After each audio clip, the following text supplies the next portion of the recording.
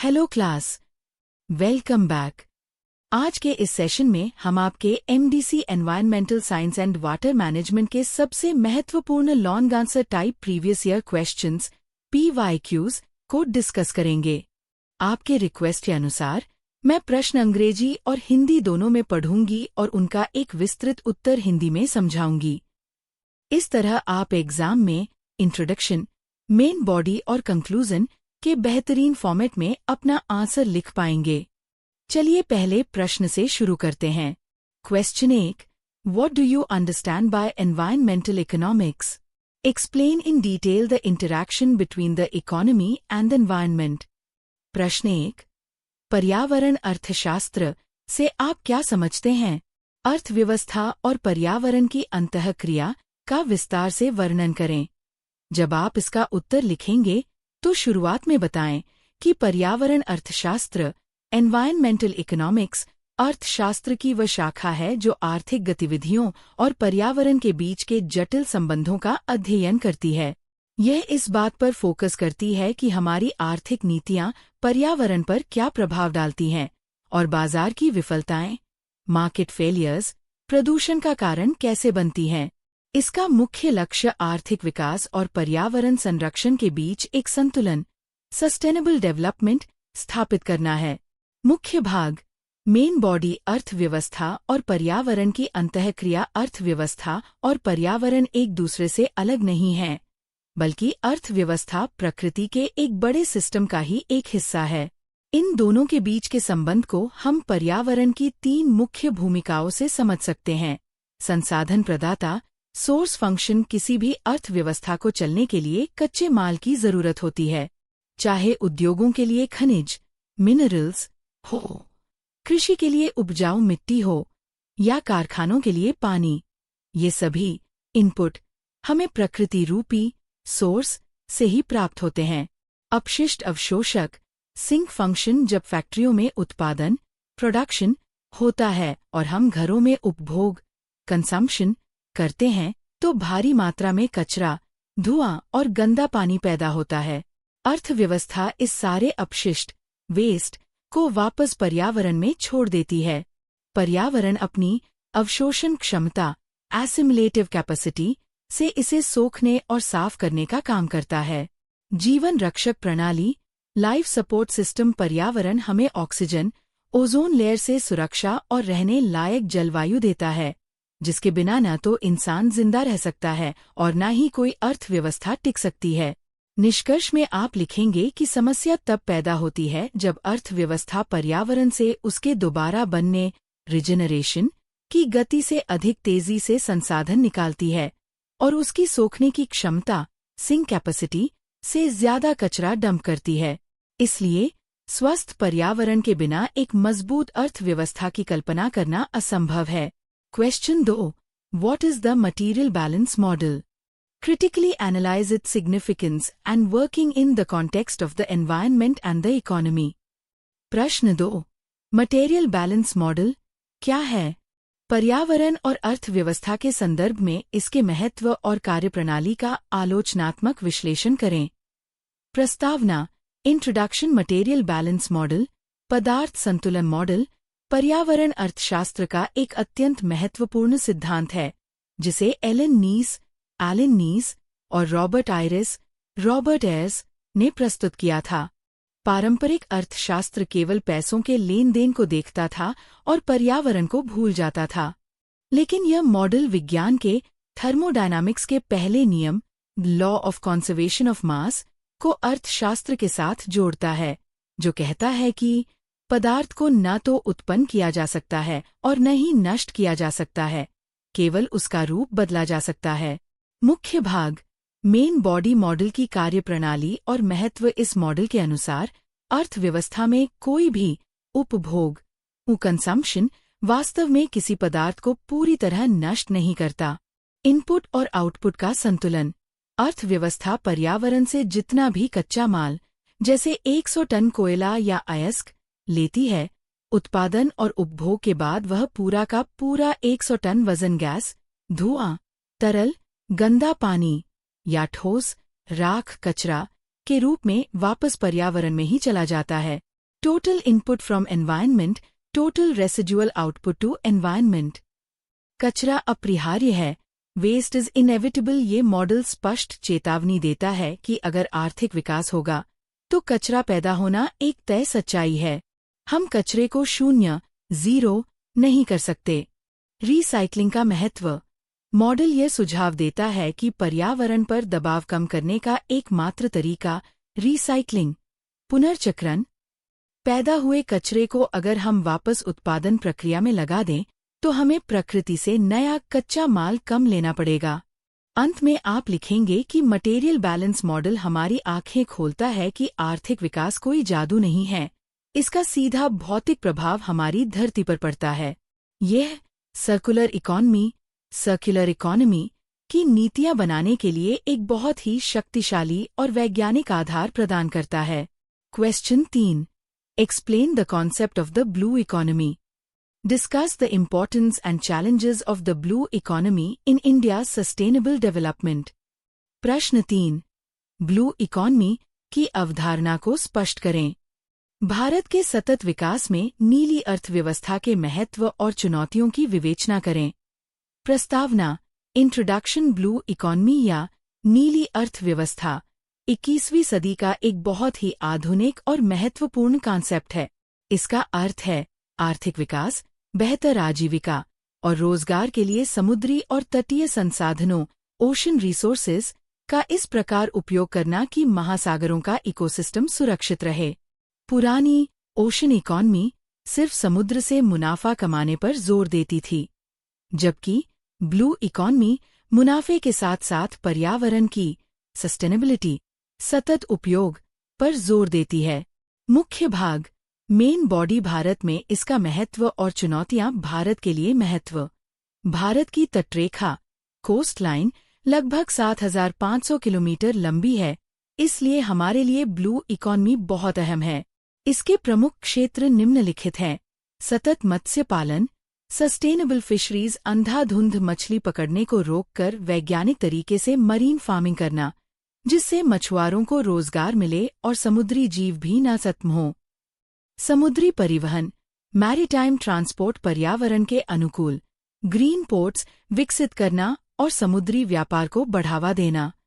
नवीकरणीय ऊर्जा, renewable energy, समुद्र की लहरों टाइडल एनर्जी और तेज हवाओं से स्वच्छ ऊर्जा ऑफशोर वाइंड एनर्जी पैदा करना। समुद्री पर्यटन, मरीन टूरिज्म, इको टूरिज्म को बढ़ावा देना जिससे प्रदूषण न फैले और स्थानीय लोगों की आय बढ़े। प्रमुख चुनौतियां, चैलेंजेस। ब्लू इकोनॉमी के सामने कई गंभीर चुनौतियां हैं। समुद्र में बढ़ता हुआ प्लास्टिक प्रदूषण, जलवायु परिवर्तन क्लाइमेट चेंज के कारण समुद्र के पानी का गर्म होना और एसिडिफिकेशन होना, जिससे प्रवाल भित्तियां कोरल रीफ्स नष्ट हो रही हैं। इसके अलावा गहरे समुद्र में खनन डीप सी माइनिंग से समुद्री जैव विविधता बायोडायवर्सिटी को भारी खतरा पैदा होता है। निष्कर्षतः महासागर हमारी पृथ्वी के सबसे बड़े कार्बन सिंक और जीवन का आधार हैं। यदि भारत सही तकनीक और सख्त नियमों के साथ ब्लू इकोनॉमी को अपनाता है तो ये न केवल देश की अर्थव्यवस्था को नई गति देगी बल्कि महासागरों के स्वास्थ्य को भी बचाएगी। Question 4, what do you understand by resource economics? Why is the optimum utilization of natural resources necessary? प्रश्न 4, संसाधन अर्थशास्त्र से आप क्या समझते हैं? प्राकृतिक संसाधनों के इष्टतम उपयोग की आवश्यकता क्यों है? प्रस्तावना, इंट्रोडक्शन। जब आप इसका उत्तर लिखेंगे तो शुरुआत में बताएं कि संसाधन अर्थशास्त्र रिसोर्स इकोनॉमिक्स अर्थशास्त्र की वह महत्वपूर्ण शाखा है जो इस बात का अध्ययन करती है कि समाज अपने पास उपलब्ध सीमित प्राकृतिक संसाधनों का किस प्रकार उत्पादन, वितरण और प्रबंधन करता है। ये हमें सिखाता है कि प्राकृतिक पूंजी नेचुरल कैपिटल का उपयोग किस प्रकार किया जाए कि हमारा आज का आर्थिक विकास भी हो जाए और भविष्य के लिए भी संसाधन बचे रहें। मुख्य भाग, मेन बॉडी। प्राकृतिक संसाधनों के इष्टतम उपयोग ऑप्टिमम यूटिलाइजेशन की आवश्यकता। प्रकृति ने हमें नवीकरणीय जैसे वन, सौर ऊर्जा, और गैर-नवीकरणीय जैसे कोयला, पेट्रोलियम संसाधन दिए हैं। इनका इष्टतम उपयोग यानी सबसे बेहतरीन और उचित इस्तेमाल निम्नलिखित कारणों से अत्यंत आवश्यक है। भावी पीढ़ियों का अधिकार, इंटरजेनरेशनल इक्विटी। पृथ्वी के संसाधन केवल हमारी पीढ़ी की जागीर नहीं है। यदि हम आज ही सारे कोयले और पेट्रोल का अंधाधुंध उपभोग कर लेंगे, तो हमारी आने वाली पीढ़ियों के पास ऊर्जा का कोई स्रोत नहीं बचेगा। इष्टतम उपयोग यह सुनिश्चित करता है कि हम अपने बच्चों के लिए एक सुरक्षित भविष्य छोड़कर जाएं। आर्थिक स्थिरता, इकोनॉमिक स्टेबिलिटी। जब हम संसाधनों को बर्बाद करते हैं, तो बाजार में उनकी कमी, स्कैर्सिटी पैदा हो जाती है। संसाधनों की कमी से कच्चे माल की कीमतें बढ़ती हैं, जिससे देश में भयंकर महंगाई, इन्फ्लेशन और आर्थिक अस्थिरता आती है। इष्टतम उपयोग से सप्लाई चेन बनी रहती है। पर्यावरणीय संतुलन, इकोलॉजिकल बैलेंस। संसाधनों के अत्यधिक दोहन, ओवर एक्सप्लोटेशन से प्रदूषण और पारिस्थितिक असंतुलन पैदा होता है। उदाहरण के लिए, लकड़ी के लिए अंधाधुंध जंगल काटने से जलवायु परिवर्तन और बाढ़ जैसी प्राकृतिक आपदाएं आती हैं। इष्टतम उपयोग हमें प्रकृति की वहन क्षमता, कैरिंग कैपेसिटी के भीतर रहना सिखाता है। निष्कर्ष में आप लिखेंगे कि संसाधन अर्थशास्त्र हमें यह चेतावनी देता है कि प्रकृति के पास हर व्यक्ति की जरूरत पूरी करने के लिए पर्याप्त संसाधन है, लेकिन किसी के लालच को पूरा करने के लिए नहीं। संसाधनों का इष्टतम उपयोग ही मानव जाति के सुरक्षित भविष्य का एकमात्र रास्ता है। Question 5. What are the main characteristics of environmental goods? Explain the concepts of market failure and externalities in the context of the environment. प्रश्न 5. पर्यावरणीय वस्तुओं की मुख्य विशेषताएं क्या हैं? पर्यावरण के संदर्भ में बाजार की विफलता और बाह्यताओं की अवधारणा को स्पष्ट करें। प्रस्तावना, इंट्रोडक्शन। अर्थशास्त्र में वस्तुओं को उनके उपयोग के आधार पर बांटा जाता है। पर्यावरणीय वस्तुएं, एनवायरमेंटल गुड्स, जैसे स्वच्छ हवा, शुद्ध नदियां और ओजोन परत, पारंपरिक बाजार की निजी वस्तुओं, प्राइवेट गुड्स से बिल्कुल अलग होती हैं। इनके विशेष गुणों के कारण ही अक्सर बाजार इनकी सही कीमत तय नहीं कर पाता, जिसके परिणाम स्वरूप बाजार की विफलता, मार्केट फेलियर की स्थिति उत्पन्न होती है।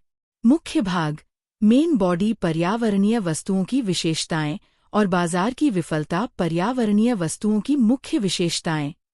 ये वस्तुएं मुख्य रूप से पब्लिक गुड्स, सार्वजनिक वस्तुएं होती हैं, जिनकी दो बड़ी विशेषताएं हैं। गैर अपवर्जनीयता, नॉन एक्सक्लूडेबिलिटी। इसका अर्थ है कि आप किसी भी व्यक्ति को इन वस्तुओं का उपयोग करने से रोक नहीं सकते, चाहे उसने इसके लिए पैसे दिए हों या नहीं। जैसे कोई मुफ्त में साफ हवा में सांस ले सकता है। गैर प्रतिद्वंद्विता, नॉन राइवलरी। इसका अर्थ है कि एक इंसान के उपयोग करने से दूसरे इंसान के लिए उस वस्तु की मात्रा कम नहीं होती। बाह्यताएं, एक्सटर्नैलिटीज और बाजार की विफलता। Market failure. पर्यावरण के संदर्भ में बाजार की विफलता का सबसे बड़ा कारण नकारात्मक बाह्यताएं, नेगेटिव एक्सटर्नैलिटीज। नकारात्मक बाह्यता तब होती है जब कोई कंपनी उत्पादन करती है, लेकिन उससे होने वाले नुकसान की कीमत कोई तीसरा व्यक्ति चुकाता है।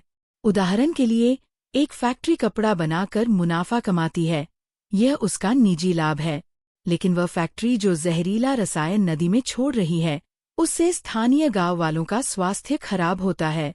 फैक्ट्री का मालिक इस नुकसान की भरपाई सोशल कॉस्ट नहीं करता। चूंकि हमारे बाजार का सिस्टम किसी सामान की कीमत तय करते समय इस पर्यावरणीय नुकसान को नहीं जोड़ता, इसलिए बाजार समाज के हित में काम करने में फेल हो जाता है और प्रदूषण हद से ज्यादा बढ़ जाता है।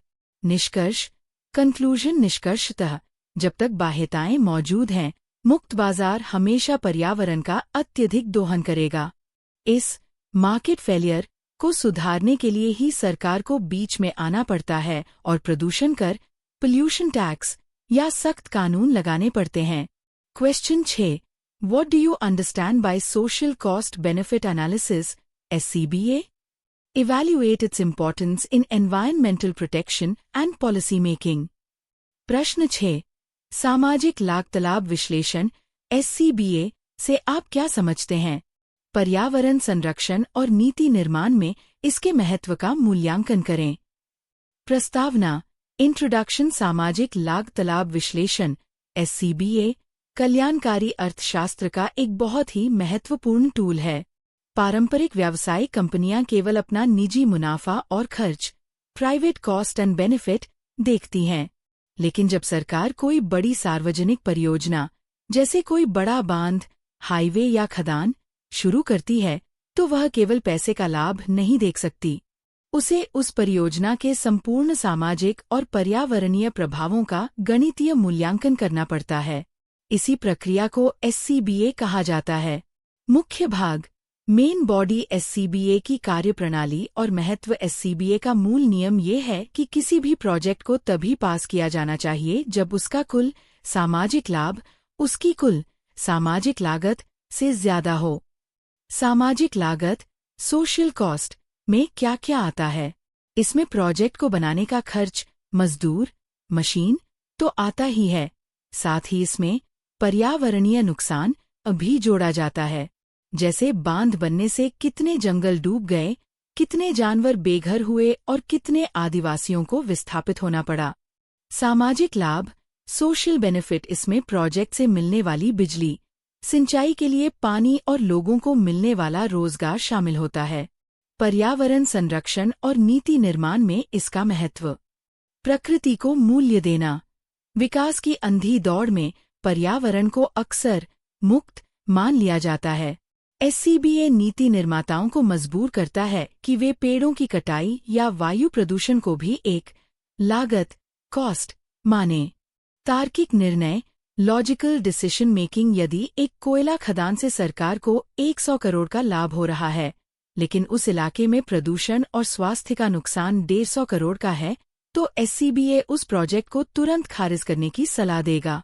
सतत विकास सस्टेनेबल डेवलपमेंट: ये सरकारों को ऐसी नीतियां बनाने में मदद करता है जहां आर्थिक विकास के साथ साथ पारिस्थितिक संतुलन इकोलॉजिकल बैलेंस भी बना रहे।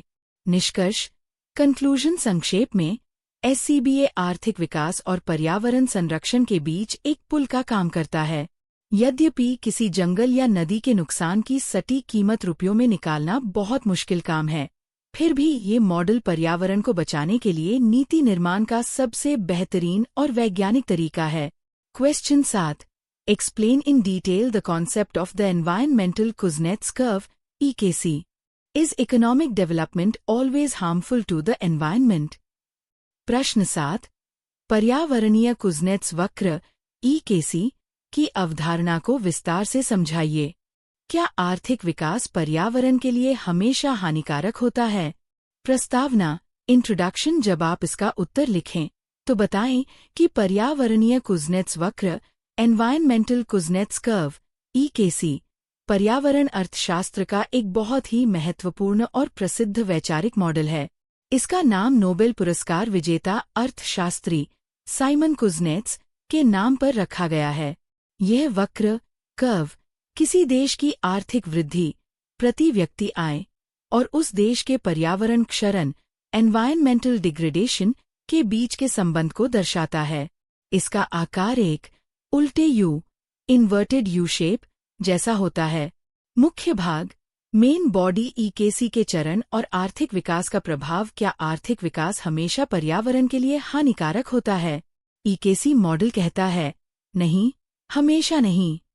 यह विकास के स्तर पर निर्भर करता है। इसे 3 चरणों में समझा जा सकता है।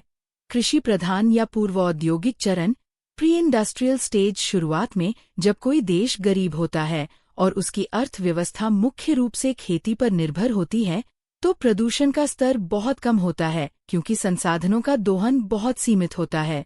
औद्योगिक चरण इंडस्ट्रियलाइजिंग स्टेज: जब वह देश विकास की दौड़ में शामिल होता है, जैसे वर्तमान में विकासशील देश, तो वहाँ भारी मात्रा में फैक्ट्रियां लगती हैं और तेजी से शहरीकरण होता है। इस चरण में लोगों की आय इनकम तो बढ़ती है, लेकिन साथ ही प्रदूषण और पर्यावरणीय विनाश भी अपने सबसे उच्चतम स्तर पीक पर पहुंच जाता है। उत्तरौद्योगिक या सेवा चरण, पोस्ट इंडस्ट्रियल स्टेज, जब देश पूरी तरह से एक अमीर और विकसित राष्ट्र बन जाता है तो अर्थव्यवस्था उद्योगों से हटकर सर्विस सेक्टर और आईटी पर शिफ्ट हो जाती है। लोगों में पर्यावरण के प्रति जागरूकता बढ़ती है और सरकारें क्लीन एनर्जी जैसे सोलर और विंड पर भारी निवेश करती हैं। इस अवस्था में आय तो बढ़ती रहती है, लेकिन प्रदूषण का ग्राफ नीचे गिरने लगता है। निष्कर्षतः ईकेसी मॉडल हमें यह आशा देता है कि शुरुआत में आर्थिक विकास पर्यावरण को नुकसान पहुंचाता है, लेकिन एक निश्चित आय स्तर टर्निंग पॉइंट के बाद यही आर्थिक विकास पर्यावरण को सुधारने का साधन बन जाता है। हालांकि हमें अमीर होने का इंतजार किए बिना शुरुआत से ही ग्रीन टेक्नोलॉजी अपनानी चाहिए। Question 8. What is meant by the Critila-Fisher equation? What role does it play in resolving the conflict between environmental conservation and economic development? प्रश्न 8. क्रुटिला-फिशर समीकरण का क्या अर्थ है? प्राकृतिक पर्यावरण के संरक्षण बनाम आर्थिक विकास के विवाद को सुलझाने में इसकी क्या भूमिका है? प्रस्तावना इंट्रोडक्शन। अक्सर हमारे सामने एक बड़ा सवाल खड़ा होता है, क्या हमें एक घने जंगल को काटकर वहां एक बड़ा पावर प्लांट विकास लगाना चाहिए या उस जंगल को वैसे ही छोड़ देना चाहिए? संरक्षण, इसी विकास बनाम संरक्षण की बहस का तार्किक और आर्थिक समाधान निकालने के लिए अर्थशास्त्री जॉन क्रुटिला और एंथनी फिशर ने क्रुटिला-फिशर मॉडल प्रस्तुत किया था। मुख्य भाग, मेन बॉडी समीकरण का सिद्धांत और इसकी भूमिका। पारंपरिक अर्थशास्त्र किसी भी प्रोजेक्ट का मूल्यांकन केवल वर्तमान के मुनाफे पर करता है, लेकिन क्रुटिला-फिशर समीकरण इसमें भविष्य के मूल्यों और अपरिवर्तनीयता इरिवर्सिबिलिटी के सिद्धांत को जोड़ता है।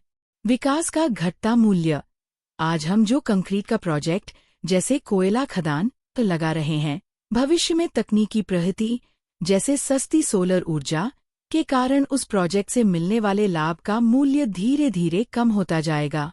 संरक्षण का बढ़ता मूल्य, यदि हम विकास के लिए एक बार किसी प्राकृतिक घाटी को नष्ट कर देते हैं तो वह क्षति अपरिवर्तनीय इरिवर्सिबल है, उसे कोई भी तकनीक वापस ठीक नहीं कर सकती।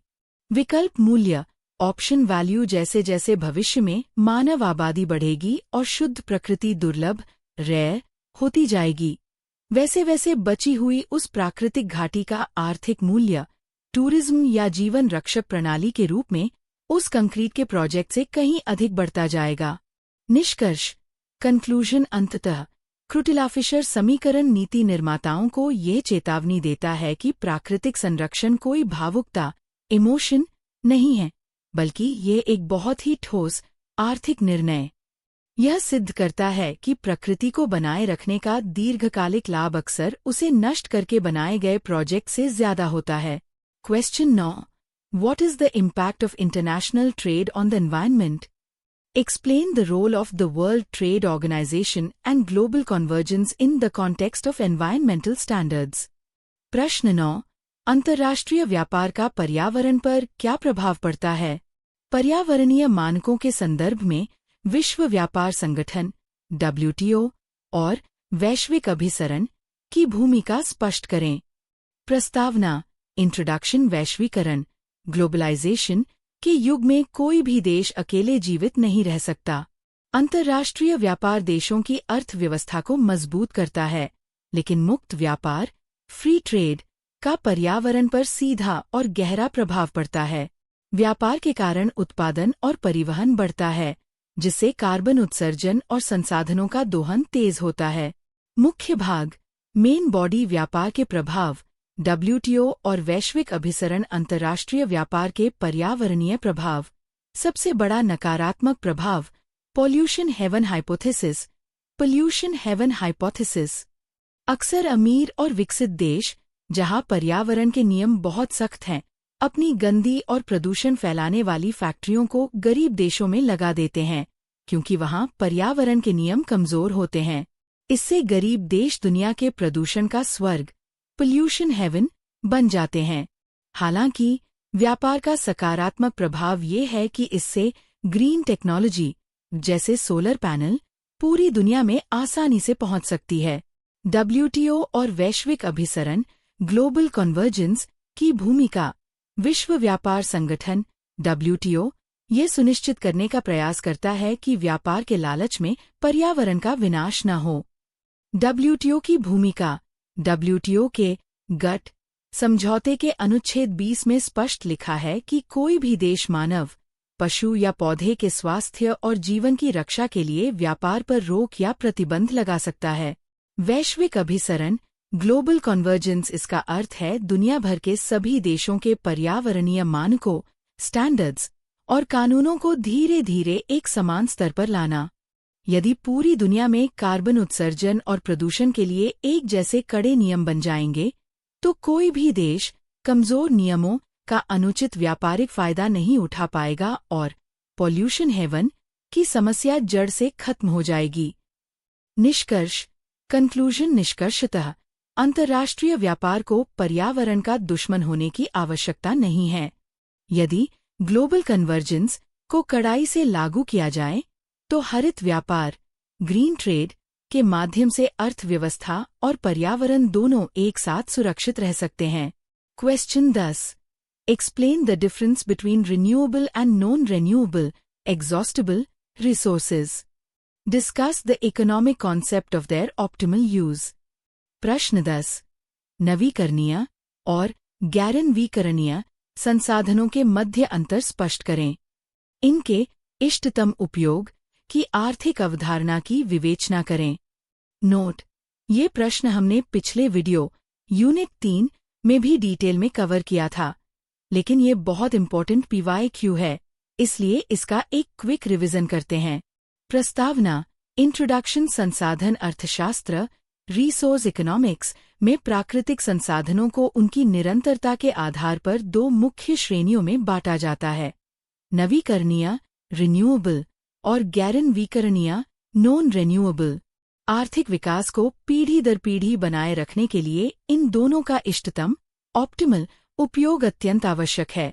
मुख्य भाग: मेन बॉडी अंतर और इष्टतम उपयोग की अवधारणा दोनों में अंतर। नवीकरणीय संसाधन: ये वे संसाधन हैं जो प्राकृतिक प्रक्रियाओं द्वारा खुद को दोबारा बना सकते हैं, रिजेनरेट कर सकते हैं, जैसे सौर ऊर्जा, हवा, वन और भूजल। गैरनवीकरणीय संसाधन: इनकी मात्रा धरती के गर्भ में सीमित है और एक बार उपयोग होने के बाद ये हमेशा के लिए खत्म हो जाते हैं, जैसे कोयला, पेट्रोलियम और प्राकृतिक गैस।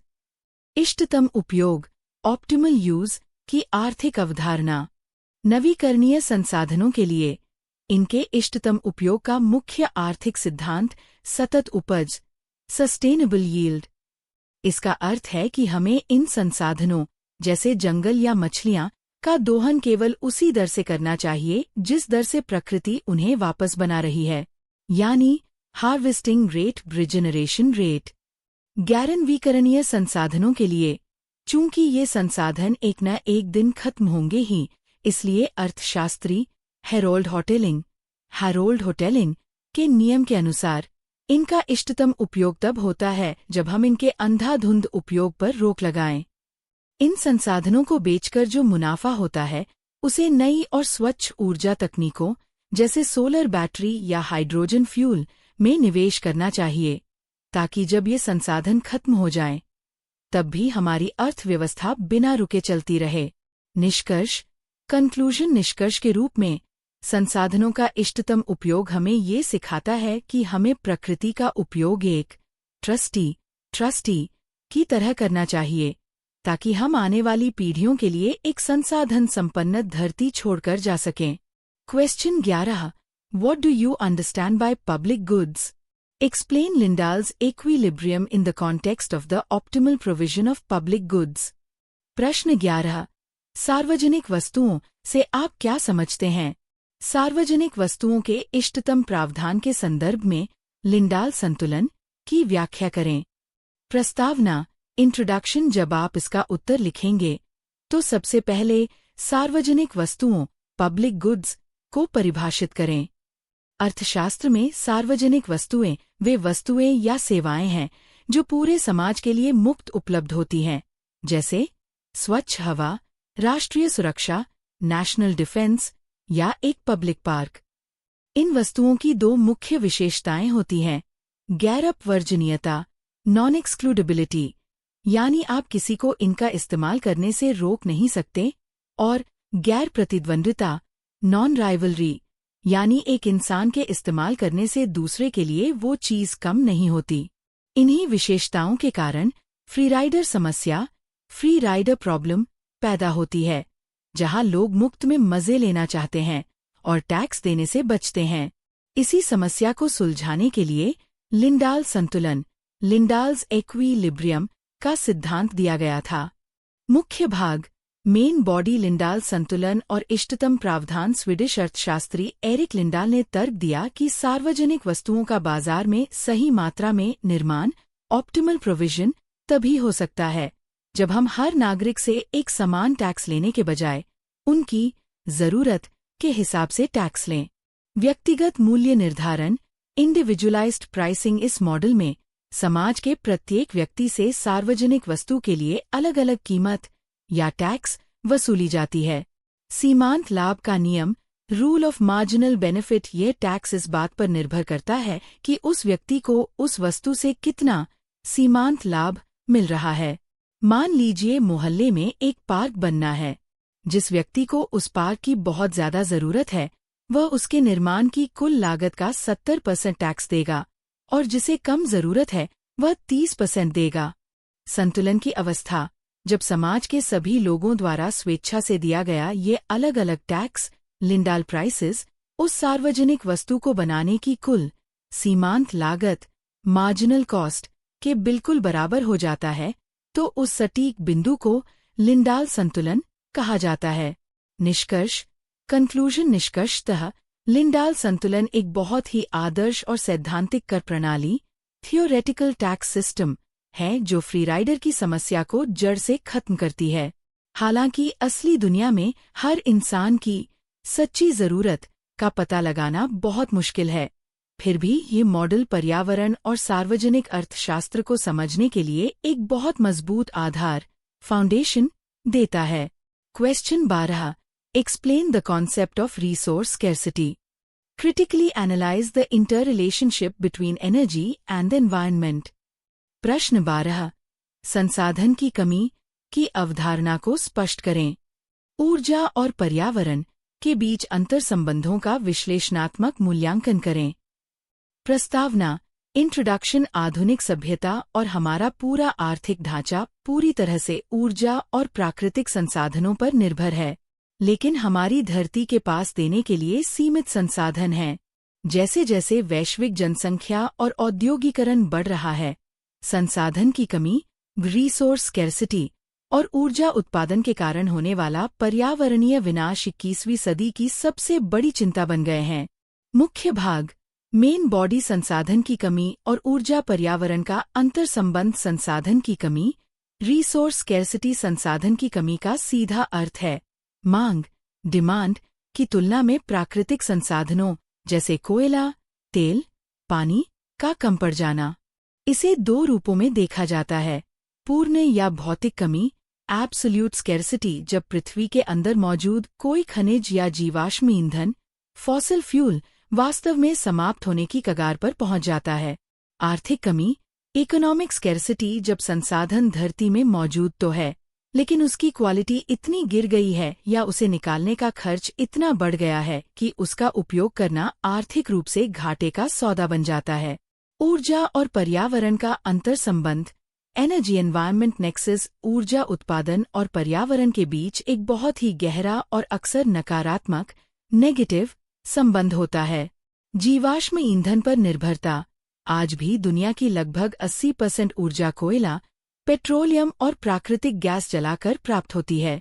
ग्लोबल वार्मिंग और जलवायु परिवर्तन, इन ईंधनों को जलाने से भारी मात्रा में कार्बन डाइऑक्साइड, CO2 और सल्फर डाइऑक्साइड जैसी ग्रीन हाउस गैसें निकलती हैं। यही गैसें ग्लोबल वार्मिंग, ओजोन परत के क्षरण और अम्लीय वर्षा, एसिड रेन का मुख्य कारण है। पारिस्थितिक विनाश, ऊर्जा निकालने की प्रक्रिया, जैसे पहाड़ों पर खनन और समुद्र में ड्रिलिंग, सीधे तौर पर वनों की कटाई, डिफॉरेस्टेशन, जैव विविधता के नुकसान और भूमि क्षरण, लैंड डिग्रेडेशन का कारण बनती है। निष्कर्ष, कंक्लूजन निष्कर्ष के रूप में आप लिखेंगे कि ऊर्जा के बिना किसी भी देश का आर्थिक विकास संभव नहीं है, लेकिन पर्यावरण को दांव पर लगाकर किया गया विकास टिकाऊ, सस्टेनेबल नहीं है। संसाधन की कमी और पर्यावरणीय विनाश से बचने का एकमात्र समाधान ऊर्जा दक्षता, एनर्जी एफिशिएंसी को बढ़ाना और नवीकरणीय ऊर्जा जैसे सौर और पवन ऊर्जा को जल्द से जल्द अपनाना है। Question 13. What do you understand by the pricing of natural resources? Explain its necessity and importance in environmental conservation. प्रश्न 13. प्राकृतिक संसाधनों के मूल्य निर्धारण से आप क्या समझते हैं? पर्यावरण संरक्षण में इसकी आवश्यकता और महत्व को स्पष्ट करें। प्रस्तावना, इंट्रोडक्शन। जब आप इसका उत्तर लिखेंगे तो शुरुआत में बताएं कि पारंपरिक मुक्त बाजार फ्री मार्केट व्यवस्था में प्रकृति द्वारा दी गई हवा, पानी और जंगलों की कोई सीधी बाजार कीमत मार्केट प्राइस नहीं होती, इसलिए अक्सर लोग इन्हें मुक्त मान लेते हैं। संसाधनों का मूल्य निर्धारण, प्राइसिंग ऑफ रिसोर्सेज, पर्यावरण अर्थशास्त्र की वह महत्वपूर्ण प्रक्रिया है जिसके माध्यम से प्राकृतिक संसाधनों के उपयोग और उनके नष्ट होने, डिग्रेडेशन, को एक मौद्रिक मूल्य, मॉनेटरी वैल्यू या कीमत दी जाती है। मुख्य भाग, मेन बॉडी। मूल्य निर्धारण की आवश्यकता और महत्व। अक्सर कहा जाता है कि जो मुक्त है उसकी कद्र नहीं होती। पर्यावरण को बचाने के लिए संसाधनों की कीमत तय करना निम्नलिखित कारणों से अत्यंत आवश्यक है। अत्यधिक दोहन, ओवर एक्सप्लोटेशन पर रोक। जब कोई फैक्ट्री नदी के पानी का मुक्त उपयोग करती है तो वह उसे बर्बाद करती है। यदि उस पानी की उचित कीमत, प्राइसिंग, तय कर दी जाए तो कंपनी उसका इष्टतम और किफायती, एफिशिएंट उपयोग करेगी। पर्यावरणीय लागत, एनवायरमेंटल कॉस्ट को शामिल करना। बाजार में जब कोयले या लकड़ी की कीमत तय होती है तो उसमें सिर्फ मजदूर और ट्रांसपोर्ट का खर्च होता है। सही मूल्य निर्धारण ये सुनिश्चित करता है कि इस कीमत में सामाजिक और पर्यावरणीय लागत जैसे प्रदूषण से होने वाला नुकसान भी जोड़ी जाए। Shadow pricing.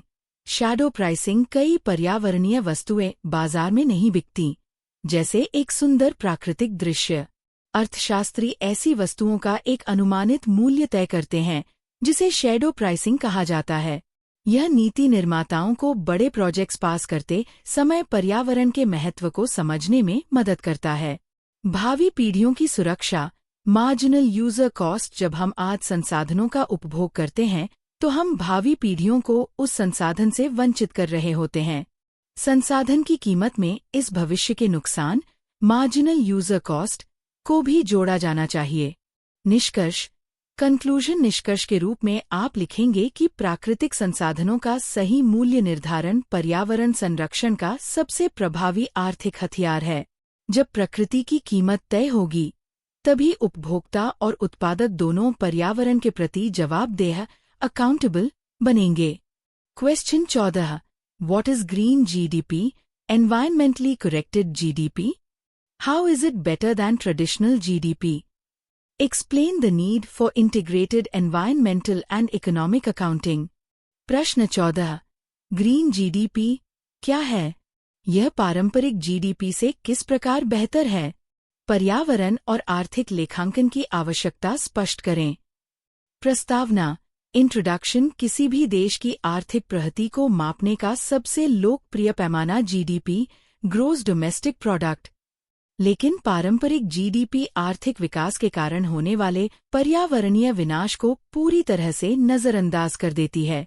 इसी बहुत बड़ी त्रुटि को सुधारने के लिए ग्रीन GDP या पर्यावरण संशोधित GDP की अवधारणा का विकास किया गया, जो किसी देश के विकास और पर्यावरण के बीच के वास्तविक संबंध को दर्शाती है।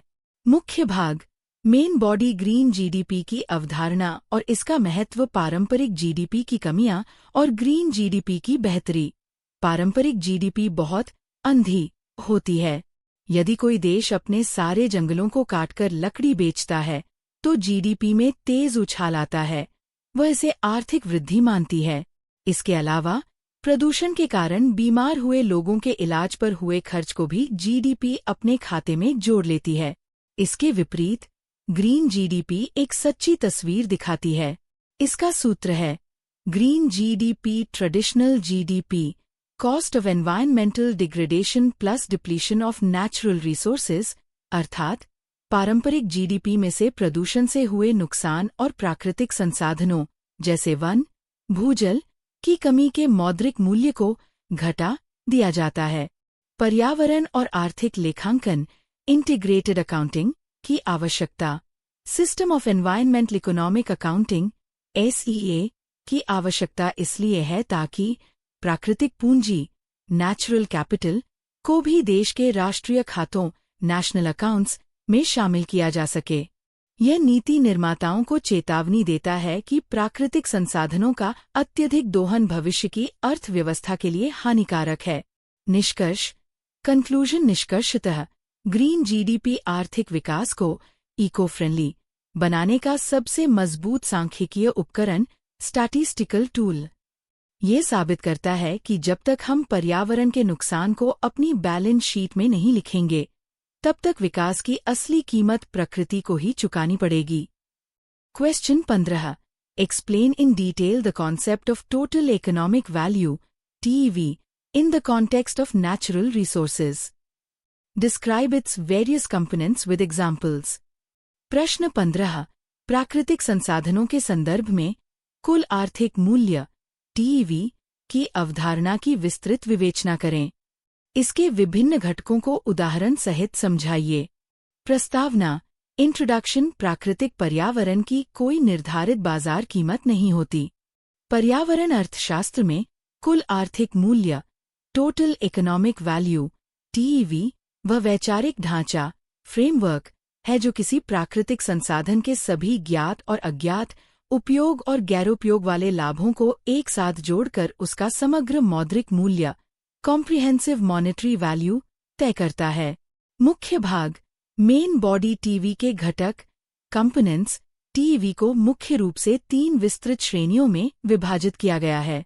उपयोग मूल्य यूज वैल्यूज प्रत्यक्ष उपयोग मूल्य डायरेक्ट यूज वैल्यू वह मूल्य जो संसाधन का सीधे उपभोग करके प्राप्त होता है। उदाहरण जंगल से प्राप्त लकड़ी, औषधियाँ और पर्यटन।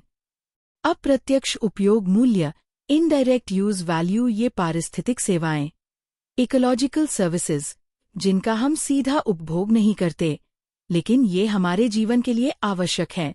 उदाहरण वनों द्वारा बाढ़ नियंत्रण, जल शुद्धिकरण और कार्बन सोखना। विकल्प मूल्य ऑप्शन वैल्यू ये वह मूल्य है जो हम किसी प्राकृतिक संसाधन को भविष्य में उपयोग करने के विकल्प को खुला रखने के लिए देते हैं। उदाहरण अमेज़न के किसी अज्ञात पौधे में भविष्य में कैंसर का इलाज छिपा हो सकता है। उस पौधे को आज कटने से बचाने का मूल्य ही ऑप्शन वैल्यू। गैरोपयोग मूल्य नॉन यूज वैल्यूज इसमें हम प्रकृति का कोई इस्तेमाल नहीं करते, फिर भी उसकी कीमत होती है। अस्तित्व मूल्य एग्जिस्टेंस वैल्यू किसी प्रजाति के महज अस्तित्व में होने से मिलने वाली संतुष्टि। उदाहरण एक व्यक्ति जो कभी समुद्र नहीं गया, वह भी व्हेल मछली को बचाने के लिए दान दे सकता है।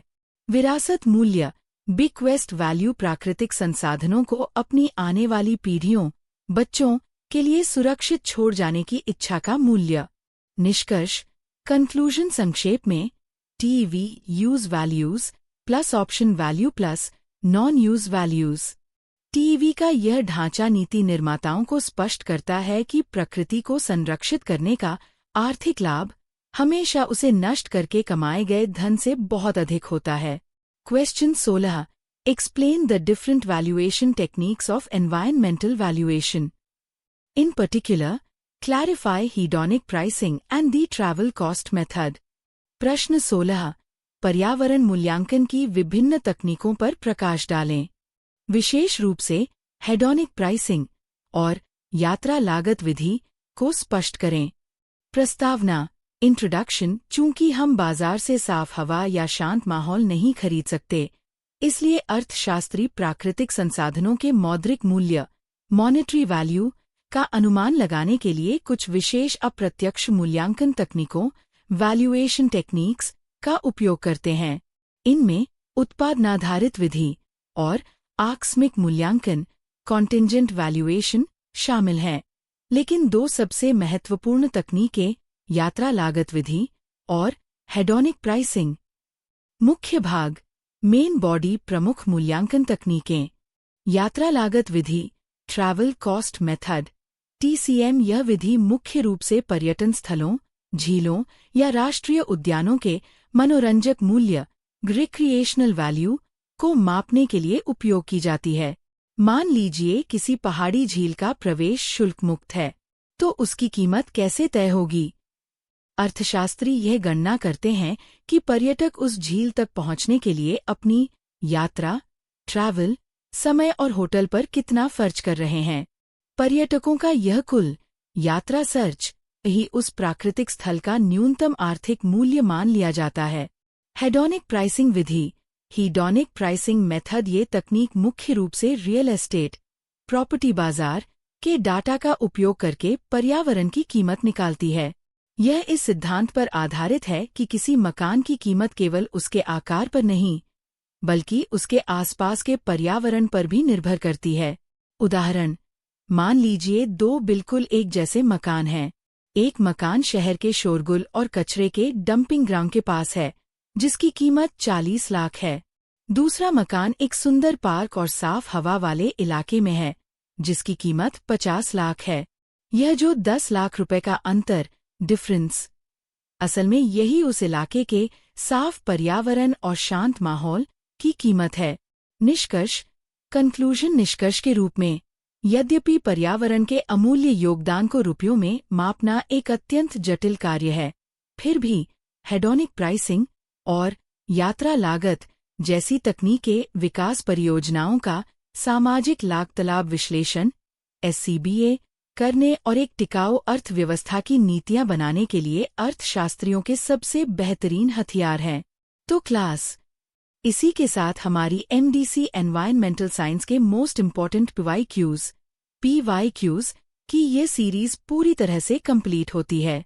मैं उम्मीद करती हूँ कि आप एग्जाम में इसी तरह प्रॉपर स्ट्रक्चर, प्रस्तावना, हेडिंग्स, डायग्राम्स और निष्कर्ष के साथ अपने आंसर्स लिखेंगे। कीवर्ड्स को हाईलाइट करना बिल्कुल मत भूलिएगा। आपकी आगामी परीक्षाओं के लिए मेरी तरफ से आपको बहुत बहुत शुभकामनाएं। All the very best. Confidence के साथ अच्छे से लिख कर आइएगा। Thank you.